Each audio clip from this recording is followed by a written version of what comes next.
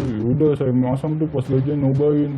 Kalah tuh kan, gak terima kok kalah Kak, pasti besok kok penasaran masang lagi.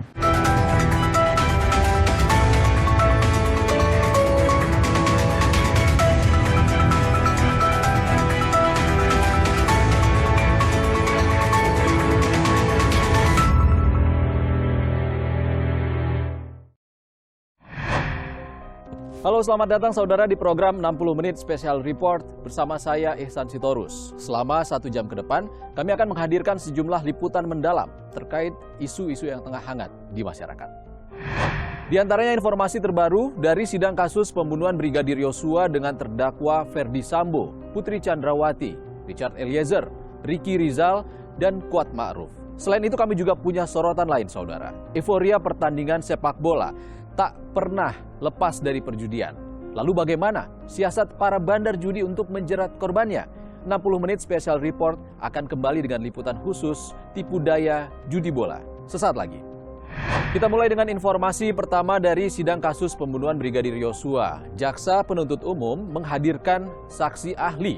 Salah satunya adalah saksi ahli poligraf atau tes kebohongan dengan metode scoring. Kelima terdakwa yakni Ferdy Sambo, Putri Chandrawati, Richard Eliezer, Ricky Rizal, dan Kuat Ma'ruf memiliki skor kebohongan yang berbeda-beda. Tak disangka, Putri Chandrawati memiliki skor kebohongan tertinggi. Persidangan kasus pembunuhan Brigadir Yosua Rabu lalu menghadirkan kesaksian ahli. Salah satunya ahli poligraf atau tes kebohongan untuk kelima terdakwa, Ferdy Sambo, Putri Chandrawati, Eliezer, Ricky Rizal, dan Kuat Ma'ruf. Berdasarkan hasil tes poligraf, Sambo dan Putri terindikasi berbohong. Putri Chandrawati bahkan memiliki skor kebohongan tertinggi, minus 25. Terhadap kelima terdakwa ini menunjukkan skor berapa? Bermacam-macam Bapak. Anda bisa sebutkan untuk terdakwa Sambo berapa? Mohon izin untuk Bapak FS nilai totalnya minus 8. Berapa? 8. 8. Minus 8. Minus 8. Siap. Kalau terdakwa Putri? Mohon izin minus 25 Bapak. Minus 25. 25. Siap. Ahli poligraf Aji Febrianto mengungkap terdakwa Ricky Rizal dan Richard Eliezer jujur berdasar hasil tes kebohongan. Untuk saudara Ricky pertanyaannya sama seperti saudara Kuat Ma'ruf dan hasilnya dua-duanya jujur. Yang pertama adalah apakah seseorang menyuruhmu mengambil senjata api Joshua? Yang menyuruh mengambil senjata itu indikasinya apa? Jujur. Kemudian untuk pemeriksaan yang kedua adalah apakah kamu melihat Pak Sambo menembak Joshua? Apa jawabannya? Jujur. Jujur. Berarti Pak Sambo menembak?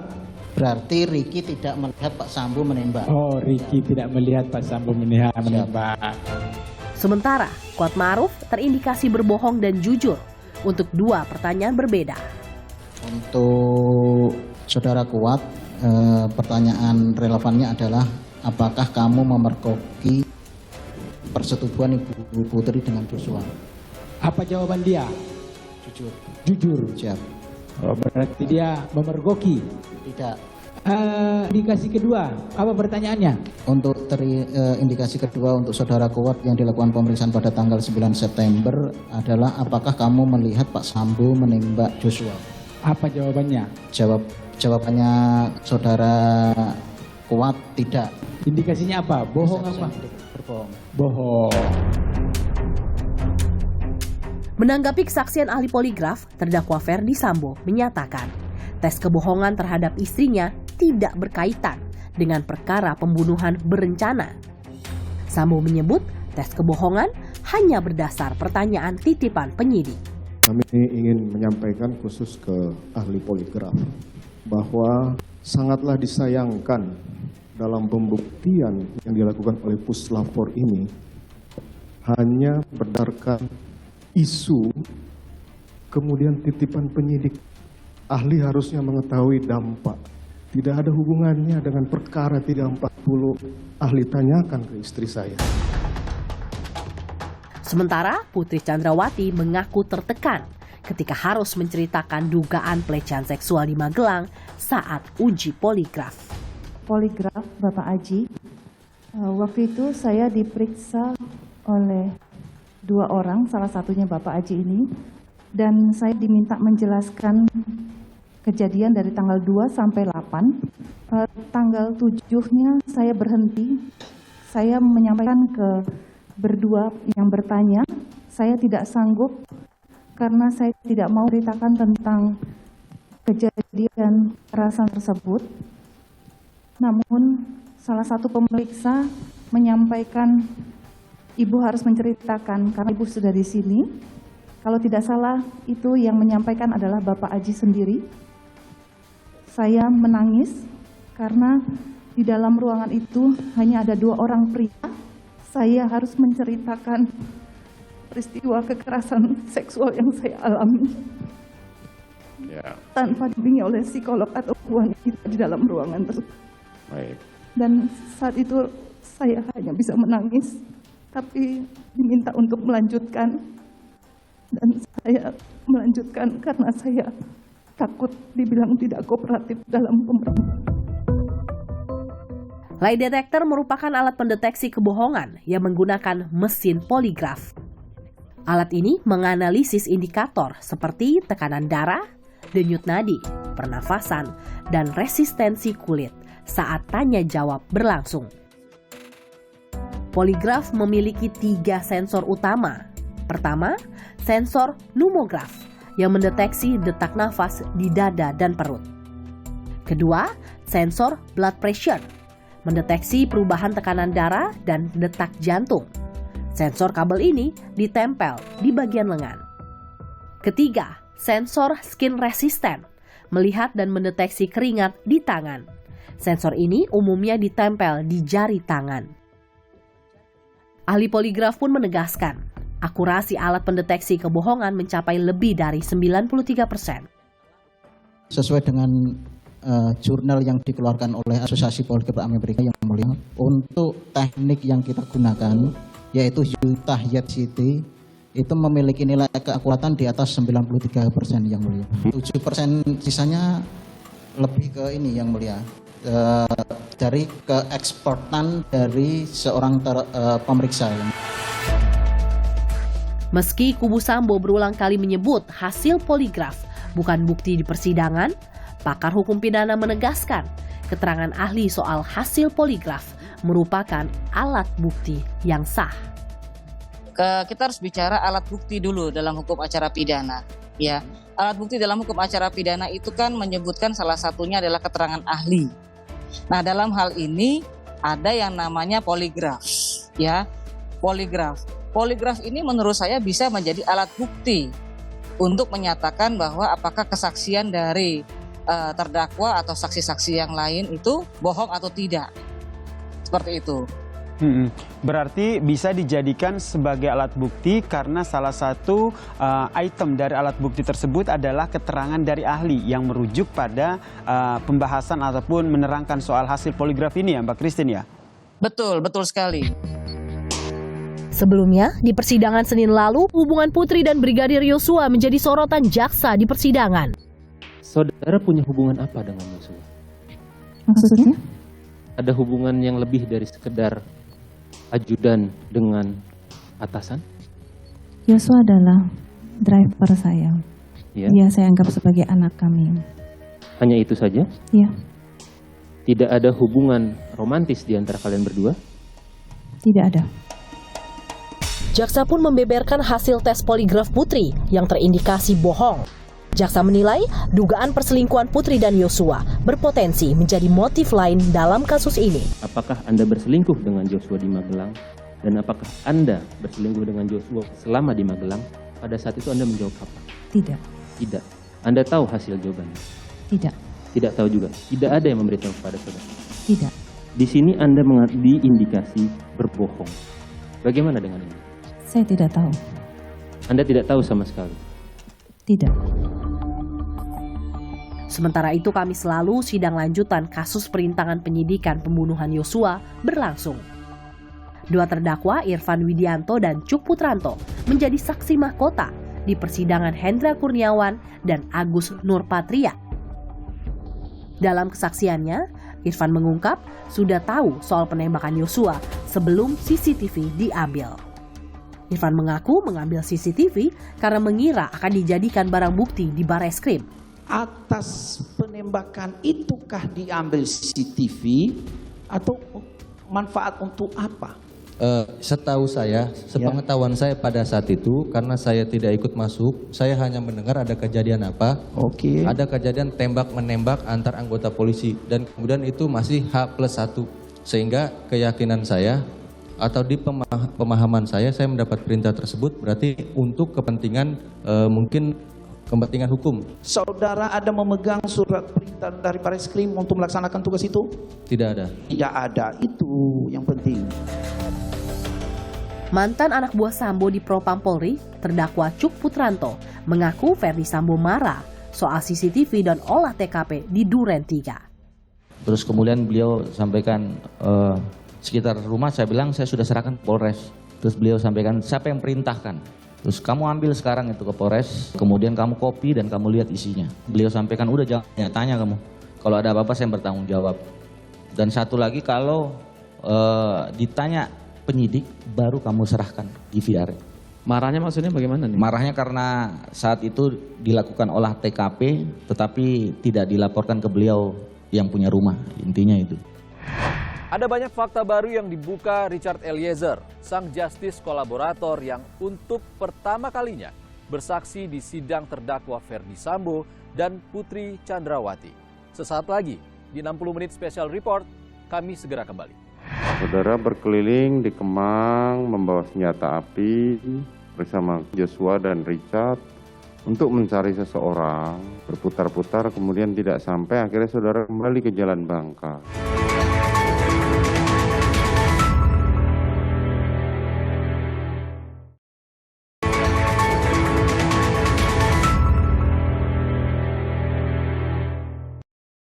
Masih bersama program 60 Menit Special Report, saudara, persidangan kasus pembunuhan Brigadir Yosua menghadirkan Richard Eliezer yang bersaksi untuk mantan atasannya, Ferdi Sambo. Dalam kesaksiannya, Eliezer mengungkap keterlibatan Putri Chandrawati dalam skenario tembak-menembak di rumah Duren 3. Apakah saudara akan menghadiri sidang secara offline saat ini duduk di sini atau mau secara online? Offline saja yang mulia. Offline saja. Siap. Oke.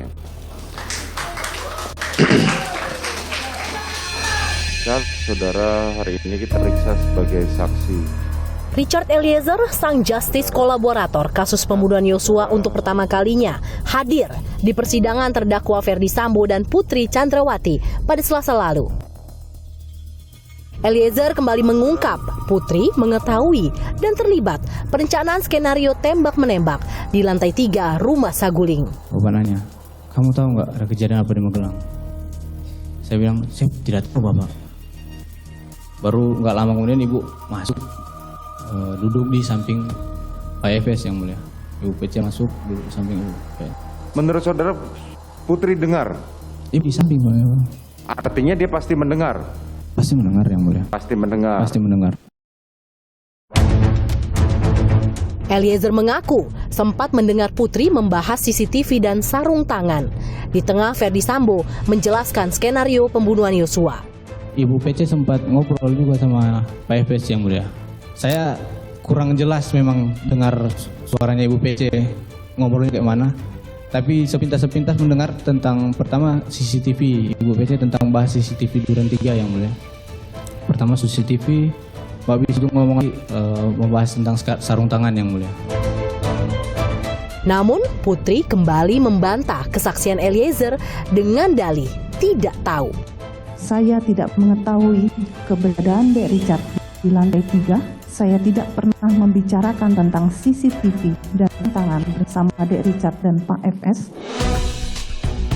Kesaksian Eliezer terus mengungkap fakta baru keterlibatan Putri dalam pembunuhan Yosua.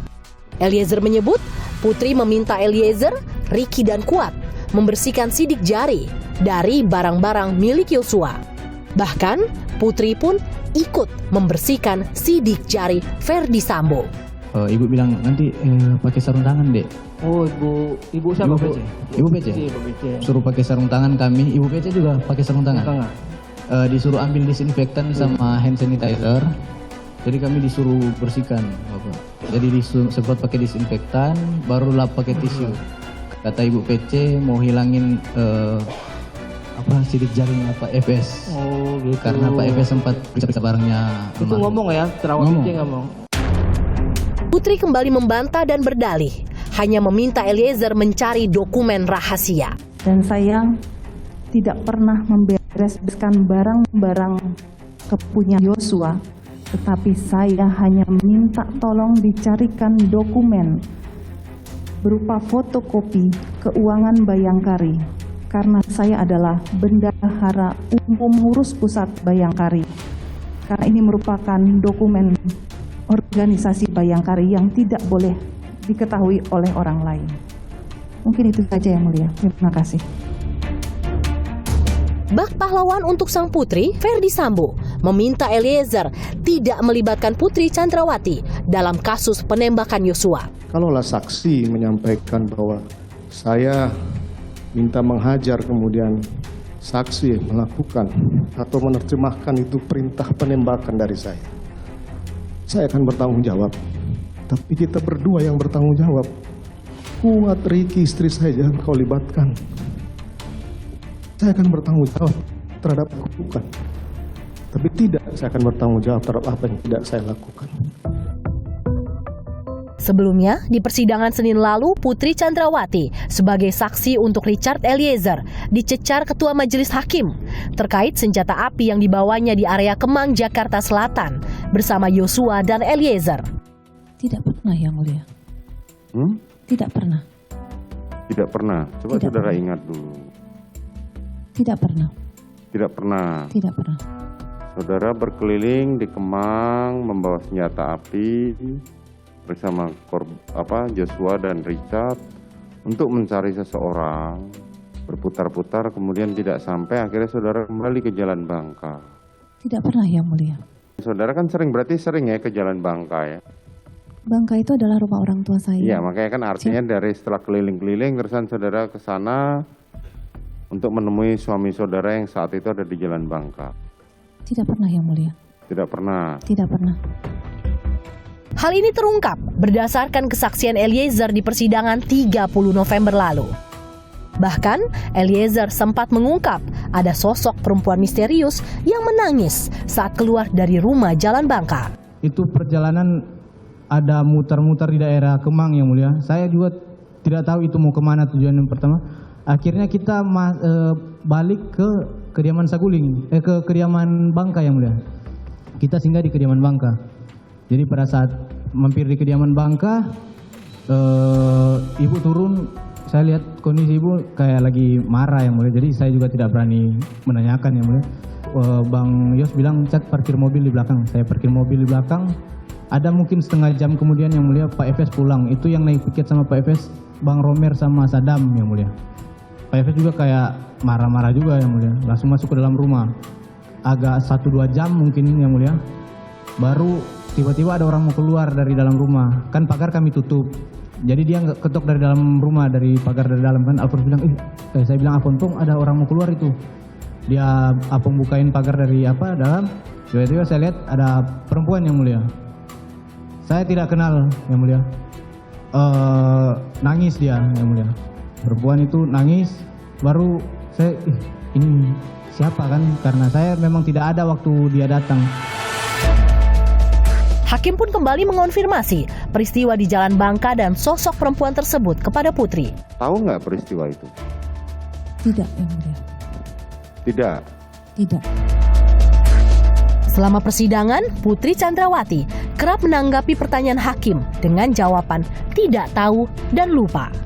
Jawaban tersebut pun membuat hakim heran. Seingat saya memang tidak pernah mengajak Ricky untuk mengantarkan saya ke Jakarta. Seingat saya hanya menyampaikan gitu, menyiapkan kendaraan, dan saya ingin kembali ke Jakarta. Mungkin saya lupa. Mungkin saudara lupa. Luar biasa saudaranya lupanya ya. Kan di situ ada Ricky, ada Joshua, ada Richard, ada Kuat. Masa saudara nggak melihat? Saya tidak tahu suami saya tiba. Saudara tidak tahu suami tiba. Saudara tahu siapa saja yang datang bersama suami saudara? Saya tidak tahu yang mulia. Saudara tidak tahu. Saat Putri Chandrawati bersaksi Senin lalu, hakim pun memutuskan sebagian persidangan yang mengungkap keterangan tindak asusila digelar tertutup. Apakah saudara merasa terbebani dengan pemeriksaan secara terbuka dalam konteks perbuatan asusila? Iya yang mulia. Bila berkenan, sidang tertutup. Terima kasih. Majelis memutuskan sidang dinyatakan tertutup hanya sebatas konten asusila. Selebihnya kita akan dinyatakan terbuka. Dalam program Satu Meja Kompas TV, penasihat hukum Ferdi Sambo dan Putri Chandrawati, Febri Diansyah, mengungkap sedikit keterangan di balik sidang tertutup Putri. Bu Putri hanya mengungkapkan apa yang ia ketahui dan apa yang ia rasakan pada saat itu. Oke. Bu Putri tidak mengungkapkan bukti-bukti yang lain. Karena bukti yang lain kan yang mengungkapkan ada ahli, ada surat, dan ada 2 saksi yang melihat secara persis Bu Putri keluar di luar kamar. Jadi pasca peristiwa dugaan kekerasan seksual itu, 2 saksi ini melihat Bu Putri dalam keadaan setengah pingsan. Setengah pingsan. Waktu itu misalnya Kuat Ma'ruf mengatakan Bu Putri tertutup matanya tapi semuanya berantakan. Susi juga melihat sebagai ART pada saat itu. Jadi apapun yang terjadi di dalam kamar, mereka melihat ada kekerasan. Sementara itu, penasehat hukum keluarga Brigadir Yosua, Martin Simanjuntak, heran sebab Putri Chandrawati masih bersikuku sebagai korban pelecehan seksual. Ia menilai tidak ada bukti kuat dan persidangan pun bukan sidang kasus asusila. Putri Chandrawati itu berangan-angan diperkosa sama anak klien saya. Yang bersangkutan mendalilkan diperkosa tanpa ada bukti yang kuat. Dan yang paling penting, bukti krusialnya, Mas Budiman, harus ada visum et repertum. Tanpa ada visum et repertum, itu hanya klaim sepihak yang tidak dapat dipastikan kebenarannya. Di sisi lain, aktivis perempuan sekaligus ketua pengurus Asosiasi LBH Apik, Nursyabani Kaca Sungkana, yang turut hadir dalam Satu Meja, meragukan adanya kekerasan seksual. Motif kekerasan seksual ini justru berpotensi menjadi perintangan penyidikan atau obstruction of justice. Dalam konteks PC, saya kira itu tidak ada ketimpangan relasi kuasa itu. Justru PC itu harusnya dilihat sebagai seorang yang punya kuasa, yang agensi, karena Joshua itu kan bawahannya. Dan ini yang meragukan bahwa perkosaan atau sekarang turun derajatnya menjadi pelecehan seksual itu terjadi. Kekerasan seksual itu dilaporkan terjadi di Duren 3 ya. Terus? Tapi kemudian itu di SP3 kan oleh polisi karena tidak terbukti. Lalu kemudian entah bagaimana pindah ke Magelang. Ahli hukum pidana Abdul Fikar Hajar menyatakan kasus kekerasan seksual seharusnya telah dianggap selesai. Ya kalau melihat prinsip pidananya ya begitu pelakunya meninggal selesai sebenarnya. Selesai. Ini kan kaitannya dengan menjadi motif ketika kemudian terjadi ada penembakan itu. Nah ini yang kemudian dibuka terus gitu seolah-olah memang ada motif-motif ini. Lalu kenapa nembak? Itu yang kemudian dia terlalu termakan oleh perkataan istrinya itu. Sebenarnya jaksa berpendapat begitu, tidak ada kekerasan seksual itu. Tetapi ada menjadi sangat mungkin ada motif lain. Kini, strategi jaksa semakin diuji untuk dapat membuktikan pembunuhan berencana tanpa dibayangi kasus kekerasan seksual. Akankah motif kasus pembunuhan Yosua terungkap di akhir persidangan? 796 atas nama Ferdi Sambo dan 719 atas nama Putri Chandrawati dinyatakan diskors. Saudara, penelusuran Kompas TV mengungkap tipu daya judi bola masih merajalela di media sosial. Lalu bagaimana siasat para bandar judi untuk menjerat korbannya? Lalu bagaimana nasib para korban yang sudah terperangkap? 60 menit special report segera kembali. Persentase kemenangannya juga sulit. 9% aja kesempatannya buat menang.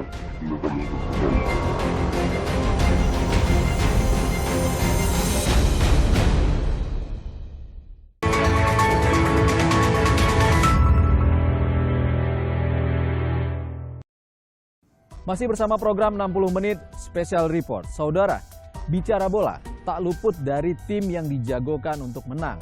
Namun, euforia pertandingan sepak bola tak pernah lepas dari perjudian. Saudara, judi bola seakan tak pernah sirna. Siasat para bandar yang menawarkan hadiah uang menjadikan judi bola marak di media sosial. Berikut penelusuran jurnalis Kompas TV, Adinda Kusumo.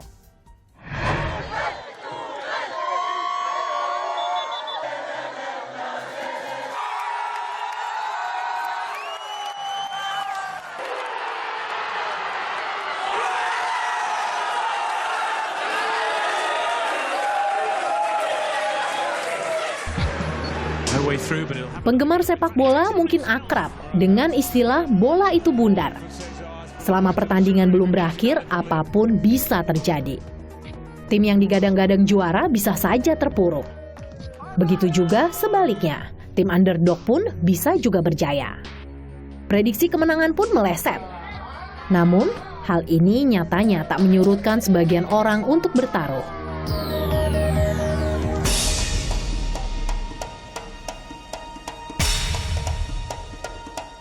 Saudara, saat momentum Piala Dunia, biasanya ada satu hal yang tidak bisa dipisahkan di balik euforia event 4 tahunan ini, yaitu taruhan siapa yang menang atau judi bola. Kini judi bola tidak hanya dimainkan secara konvensional, tapi juga merambah online. Aparat berkali-kali menyatakan gencar memburu para bandar, tapi kenapa sampai saat ini masih terus marak, bak hilang satu, tumbuh 1000?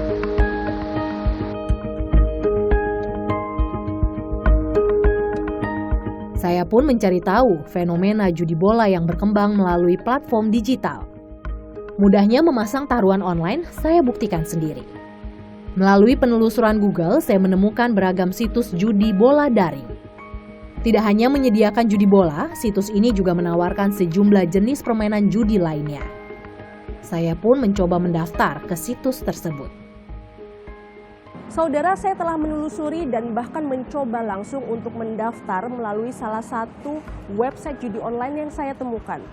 Saya langsung dihubungkan dengan dua pilihan, yaitu live chat yang langsung berada di dalam website dan juga media sosial pesan singkat WhatsApp. Ternyata mereka merespon sangat cepat. Lalu mereka menyampaikan bahwa saya bisa memasang taruhan antara Rp25.000 hingga Rp50.000 saja. Saat mendaftar, rata-rata situs judi bola online meminta para calon pemain untuk menyertakan informasi nama pengguna, email, nomor ponsel, hingga nomor rekening bank. Saya juga menemukan berbagai penawaran judi bola melalui platform media sosial seperti Twitter dan Instagram. Untuk menarik minat, iming-iming hadiah mulai dari barang-barang elektronik hingga uang tunai pun ditawarkan. Ini menjadikan banyak pemain judi ataupun calon pemain judi semakin penasaran terkait hal ini. Guna menggali lebih jauh terkait judi bola, saya mewawancarai JJ, koordinator bandar judi bola online di wilayah Sumatera. Selama kurang lebih 10 tahun, JJ bekerja untuk sejumlah perusahaan judi online yang berbasis di Asia Tenggara. JJ pun mengungkap sejumlah trik untuk menjaring para calon pemain judi bola melalui sistem online. Biasanya mereka gunain cara SMS blast atau seperti WhatsApp. Biasanya sih pakai foto cewek gitu. Mau nggak depo sekarang dengan deposit sekian, dengan cashback sekian. Di website kami ini menawarkan ini ada bonus mingguan selain cashback gitu.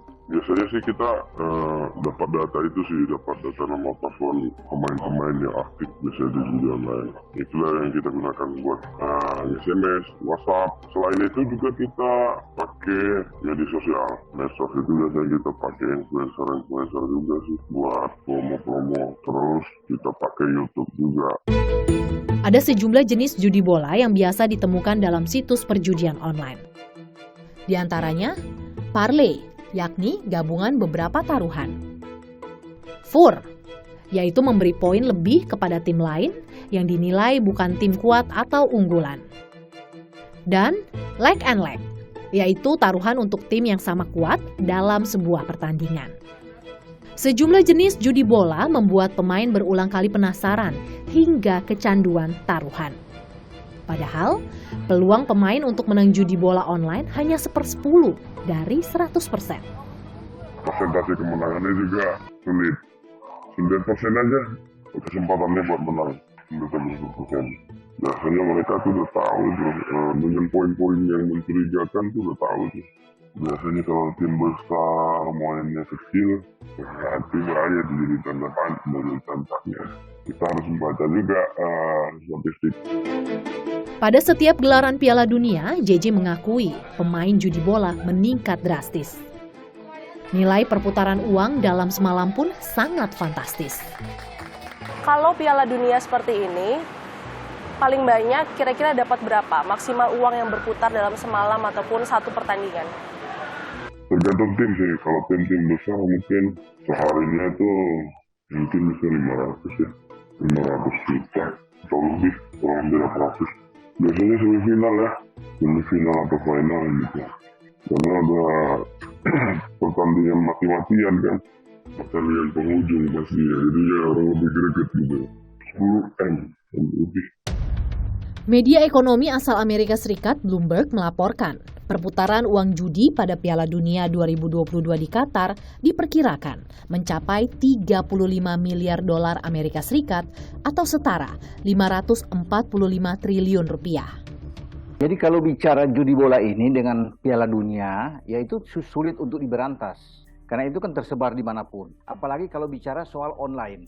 Ya mereka bebas-bebas aja untuk memperkirakan siapa yang menang, misalnya bettingnya berapa. Tapi kalau untuk masuk ke ranah tim nasional, pengaruh ke Piala Dunia, saya pikir ini tidak mungkin. Karena pihak Federasi Sepak Bola Internasional, FIFA dalam hal ini, sudah bekerja sama dengan Biro Investigasi seperti FBI. Mereka sudah mengantisipasi potensi-potensi yang akan terjadi jika ada bandar-bandar judi yang mau untuk masuk menggoyang Piala Dunia. Meningkatnya aktivitas judi bola selama gelaran Piala Dunia turut diamini oleh Kementerian Komunikasi dan Informatika, Kemenkominfo. Kemenkominfo telah menindak hampir 12.000 konten perjudian, termasuk judi bola, sejak beberapa hari sebelum Piala Dunia dimulai pada pertengahan November lalu. Jumlah terbanyak berasal dari situs perjudian yang mencapai lebih dari 10.000 konten. Kemenkominfo menilai angka yang diperoleh dalam kurun waktu kurang dari 20 hari ini tergolong tinggi jika dibandingkan dengan jumlah konten yang ditangani beberapa bulan sebelumnya. Kan kalau ada event dan event itu ada kecenderungan boleh betting ya, kalau kita lihat ya ini kan namanya kita kan hidup di dunia digital yang tersambungkan dengan semua negara. Mungkin di kita adalah dilarang, di lain negara itu adalah diatur. Nah inilah terjadi perbedaan pengaturan yang perlu penanganan khusus. Kami sendiri sih punya tim yang cukup banyak untuk melihat pelakukan, tapi kan yang namanya kejar-kejaran. Sementara itu, perkembangan platform digital dan media sosial judi bola secara online dalam beberapa tahun terakhir lebih diminati dari judi bola konvensional. Alasannya, tak hanya karena besarnya jumlah penduduk Indonesia, namun juga kecenderungan masyarakat lebih banyak menghabiskan waktu secara online. Pertama, size marketnya besar. Kita kan negara keempat terbesar di dunia, pengguna internetnya juga aktif. Kita itu pengguna internet yang cukup aktif di dunia. Kalau kita lihat di rata-rata dunia itu beraktivitas di ruang digital itu selama 6 jam 37 menit, Indonesia itu 8 jam 36 menit, hampir 2 jam lebih dari rata-rata dunia. Memang orang kita memang lebih banyak sekarang menghabiskan waktunya di ruang digital. Seiring perkembangan teknologi serta akses ruang digital, banyak generasi muda terjebak judi bola secara online. Penasaran hingga kecanduan seringkali membuat para penjudi rela menjual harta benda. Lalu mengapa para penjudi bola masih tergiur iming-iming para bandar meski kerap kalah dan rugi hingga jutaan rupiah? 60 menit special report segera kembali. Soalnya enak banget, gue bilang gue kerja gajian dulu sebulan baru dapat duit. Jadi yaudah ini makanya lu gue ajarin main bola kata dia gitu. Yaudah saya masang tuh pas gajian nyobain. Kalah tuh kan gak terima kalau kalah, kalau pasti besoknya penasaran masang lagi.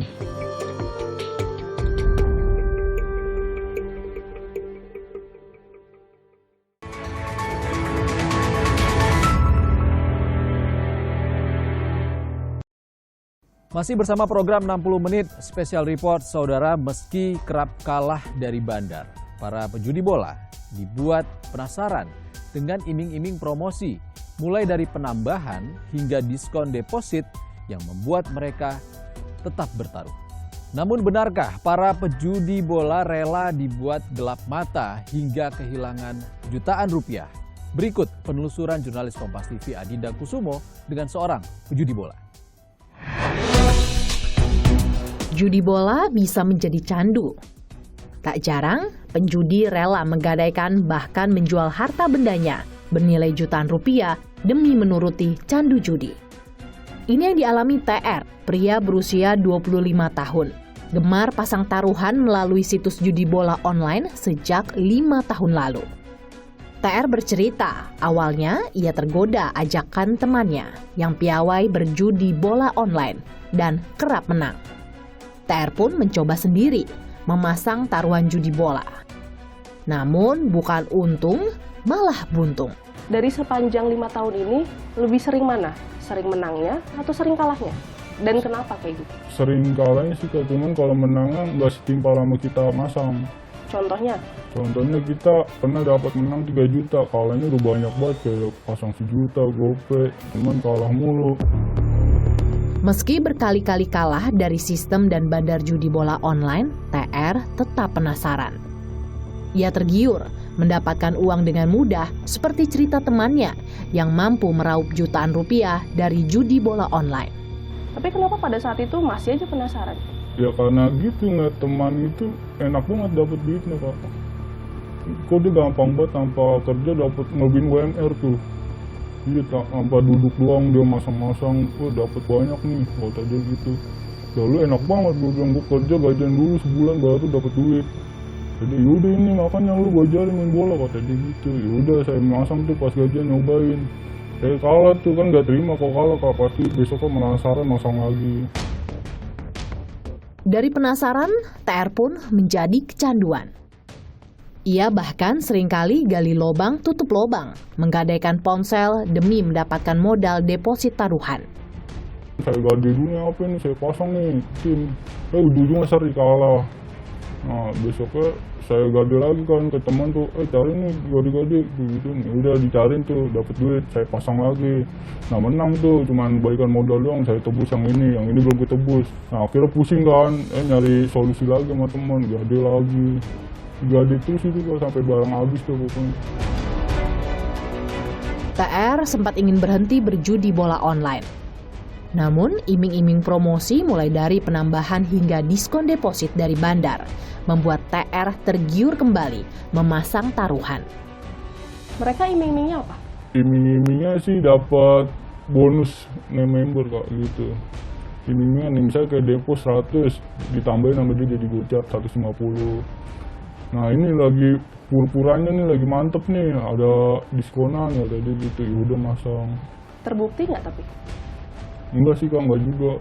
Kadang dia licik bisa muterin ini yang keadaan, kayak misal tim gede nih kita udah pilih-pilih menang, kadang dikalahin gitu.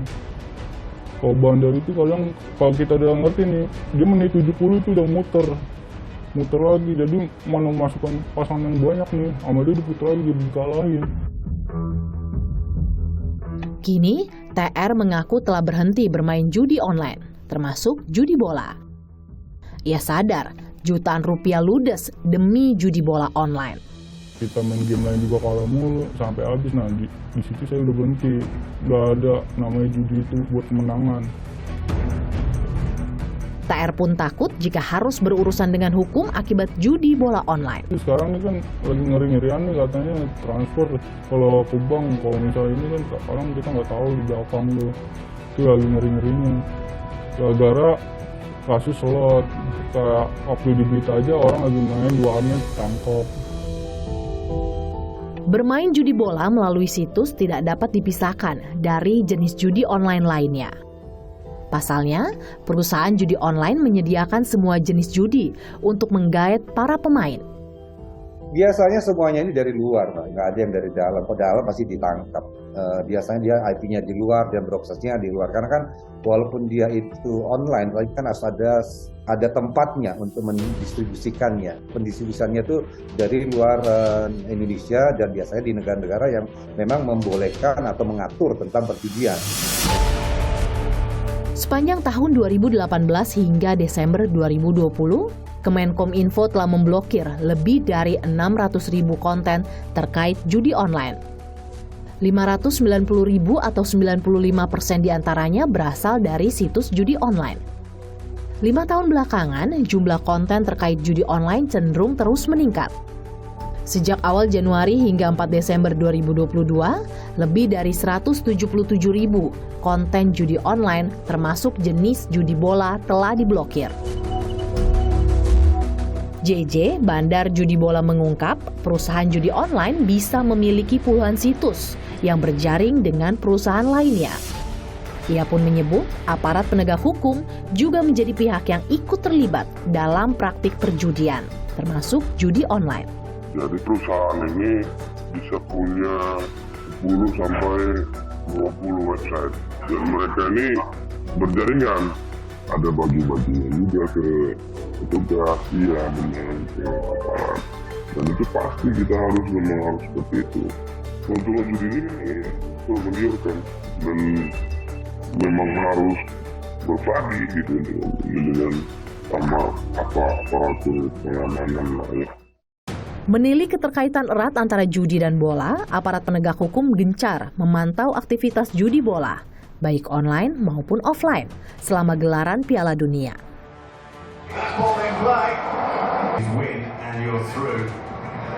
Meski tradisi pasang taruhan lekat dengan sepak bola, namun perjudian tak serta-merta mengurangi euforia, pun menodai citra gelaran Piala Dunia.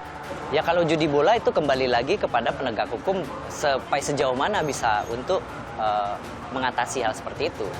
Permasalahan ada taruhan di Piala Dunia segala macam, menurut saya tidak ada tidak akan merusak pemikiran global ataupun masyarakat dunia terhadap ya Piala Dunia itu sendiri, yang mana itu memang ajang untuk orang bersama-sama, berpesta bersama gitu loh.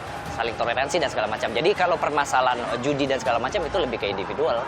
Kalau misalkan memang orang itu memang berniat buruk, mungkin ya memang harus kita coba selidiki atau kita coba. Tapi kalau memang mungkin orang itu hanya sekedar untuk have fun dan mungkin untuk meramaikan suasana, menurut saya sih nggak terlalu mengganggu ya. Nah, di negara kita karena memang kita juga negara hukum, ya otomatis juga kita harus mengikuti hukum negara Indonesia gitu. Tapi kalau memang dibolehkan ya untuk euforia itu tersebut ya kenapa enggak gitu. Karena orang di situ kan sekalian nonton, dia juga ada kayak perasaan deg-degannya. Janji Polri memberantas judi baik online maupun offline pun terus dinanti.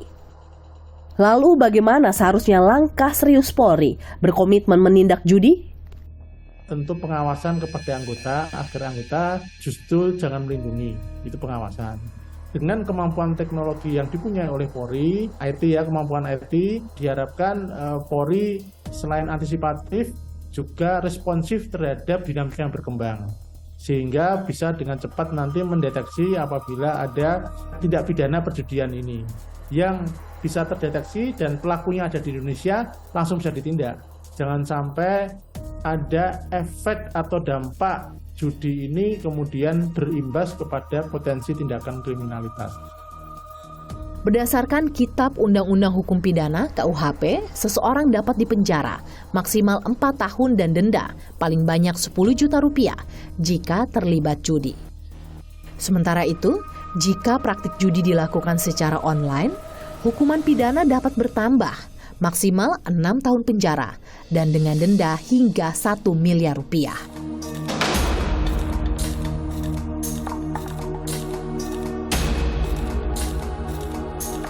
Main judi bola memang bikin penasaran, tapi seringnya alih-alih untung justru buntung. Praktik judi bola ilegal di Indonesia. Kita harus waspada, jangan sampai Anda masuk penjara hanya gara-gara bola. Tak terasa 60 menit sudah kami menemani Anda. Tetap jaga protokol kesehatan Anda saudara, karena COVID-19 masih ada. Saya Ihsan Sitorus undur diri. Terima kasih. Sampai jumpa.